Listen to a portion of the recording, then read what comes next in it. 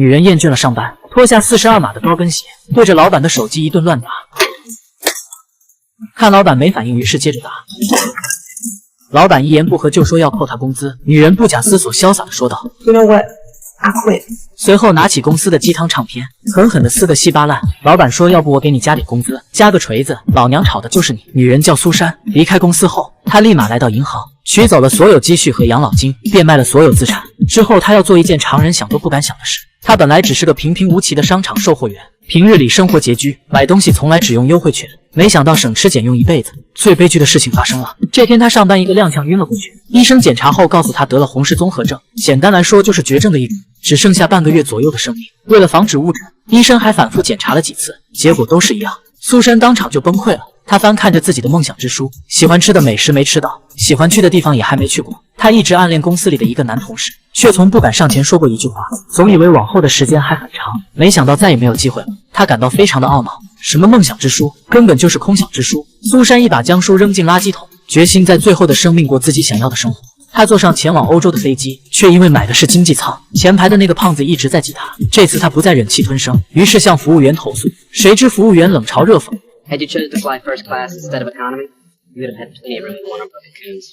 How much is Beg your pardon? How much for the damn cocoon? 苏珊毫不犹豫，直接升级到了头等舱，享受美味的火鸡和奢华的香槟。有钱人的感觉真是太爽了。下了飞机后，打车的人很多，苏珊干脆租了辆直升飞机，去往5星级酒店。人们纷纷猜测这个女人到底是谁，这么豪横。几分钟后，苏珊顺利来到了酒店，谁知服务员却告诉她，您来得太快了，预定的房间还没有准备好，现在只剩下总统套房了。苏珊毫不犹豫就预定了。随后服务员把苏珊送回房间里，因为头一次当有钱人，不知道该给多少小费。苏珊直接掏出一大把钞票塞给服务员，服务员当场吓懵逼了，赶快把钱还给苏珊，只留下了一张慌忙离开。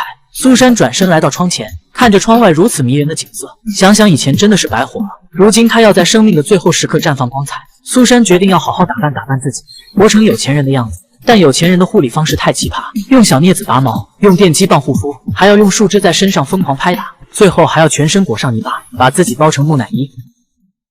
经过一番洗礼，苏珊容光焕发。随后她又来到一家服装店，把最喜欢的衣服试了个遍。她穿着一身限量款的红裙，走进了5星级的餐厅，这立马吸引了一名国会议员的眼光。这一桌坐的都是上流人士，他们点餐的毛病很多，有的不要奶油，有的不要碳水。厨房的米其林大厨看后直接发飙了，这也不要那也不要，还吃个屁的美食啊！而苏珊却截然相反，她什么也不忌口，还把大厨的拿手菜都点了一遍。大厨心想，这才是热爱美食的知己。很快，一道道美味被端上桌，主厨也亲自过来问候。在高档餐厅能被主厨招待，是一种身份地位的象征。各位高官富商纷纷猜测女人是什么来历，有人说她非富即贵，还有人说她权势滔天。议员更是对苏珊高看3分。饭后，苏珊独自在泡温泉，议员悄悄走进来，主动上前搭讪。苏珊非常坦诚地说，自己确实就是个普通人，但议员却觉得她是谦虚，或者是不方便透露。而这一幕刚好被路过的富商撞见，他更加确定这个女人绝对不一般。富商是美国零售业大亨，是酒店里最有钱的人。他本想请议员吃饭谈合作，喊主厨过来接待给自己长面子，没想到苏珊的出现抢了他的风头。富商觉得这一定是对手派来搞破坏的，顿时看苏珊各种不顺眼。富商不知道的是，苏珊也讨厌他。原来苏珊的前老板是富商的狂热粉丝，天天念叨他的成功学。苏珊烦不胜烦，转身扔进垃圾桶。偏偏冤家路窄，两人在电梯相遇，顿时气氛就像是有人放了个屁。隔天苏珊去滑雪，富商刚好停下来拍议员的马屁，只见苏珊嗖的从他们面前滑过。富商觉得这女人又在抢自己风头，二话不说立马追了上去，要和她一较高下。可他不知道苏珊刚学滑雪，根本不会刹车。苏珊跳到他的滑雪板上，两人马上要摔倒时，苏珊跳了下来，富商却摔了个狗吃屎。他不服，再次追了上去，却没注意前方即将进入森林。苏珊凭借主角光环轻松越过障碍，最后稳稳地停了下来。富商就惨了，这次富商的脸算是丢尽了。晚上在用餐时，苏珊被上流人群包围，所有人都排着队请她吃饭。服务生走上来告诉她，主厨单独为她准备了晚餐。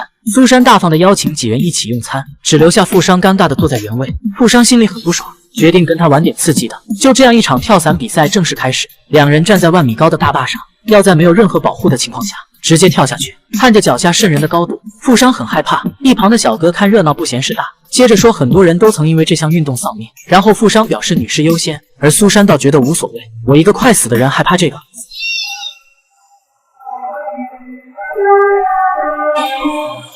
苏珊安全落地，这下轮到富商了。他扒着栏杆扭扭捏捏不肯跳，最后干脆放弃了。本想看苏珊的笑话，结果小丑竟是自己。之后他们又转战赌场，苏珊不知道该哭还是该笑。作为将死之人，没想到居然运气爆棚，狠赢了500多万，这让一旁的富商面子更挂不住。他只好使出下3愣的手段，私底下买通酒店的经理，查明苏珊的真实身份。经理找到苏珊的工作证，发现她并不是什么超级富豪，而是一名普通的销售员。随后经理看到了苏珊的遗书，得知她快死了，顿时起了恻隐之心。等苏珊回到房间后，经理一把抱住了她，表示会替她保守秘密。谁知富商还是通过别的渠道得知了苏珊的身份。宴会上，富商站起来向众人揭穿了苏珊的真实面目，本以为可以狠狠地羞辱她一番，没想到苏珊并没有生气。她告诉大家自己从未想过骗任何人，她之所以来到这里，是因为她的生命即将走到尽头，她只是想将自己的积蓄都花光，不留遗憾地离开人间。这辈子她沉默太久，有太多她想做却没去做的事，她现在只想享受剩下的时光。听到这里，身边的上流人士都投来了尊重的目光，富商也陷入了沉默，一旁的美女还骂他良心大大的坏。同伴们纷纷跟随苏珊离席，被嫌弃的富商独自喝着闷酒，喝着喝着就喝到了天台上。他当了一辈子人生赢家，头一次输得这么彻底，而却还是输给了一个售货员。苏珊见状也爬上房檐边，还耐心地开解他，说像你这样有钱又有时间的人，有的是机会去改变，而自己只不过是想好好活着，结婚生子，然后开一家小餐厅。但就是这么平凡的梦想，他也实现不了。